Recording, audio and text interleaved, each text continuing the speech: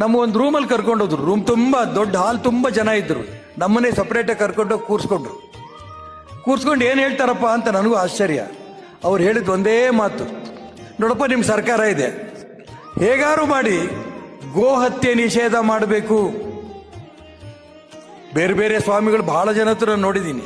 ಅವ್ರು ಸಪ್ರೇಟ್ ಕರ್ಕೊಂಡು ಹೋದ್ರು ಅಂದರೆ ನಮ್ಗೊಂದು 5 ಕೋಟಿ ಕೊಡಿಸಿ, 10 ಕೋಟಿ ಸರ್ಕಾರದ ಕೊಡಿಸಿ ಅಂತ. ಅವ್ರು ಏನೂ ಹೇಳಲಿಲ್ಲ. ಹಿಂದೂ ಧರ್ಮ ಉಳಿಬೇಕು, ಗೋಹತ್ಯೆ ನಿಷೇಧ ಆದರೆ ಈ ದೇಶಕ್ಕೆ ಸ್ವತಂತ್ರ ಬಂದಂಗೆ ಲೆಕ್ಕ, ಹೇಗಾರು ಮಾಡಿ ಗೋಹತ್ಯೆ ನಿಷೇಧ ಮಾಡಬೇಕು ಅಂತ ಸ್ಫೂರ್ತಿ ಕೊಟ್ಟವರು ಸತ್ಯಾತ್ಮ ತೀರ್ಥರು.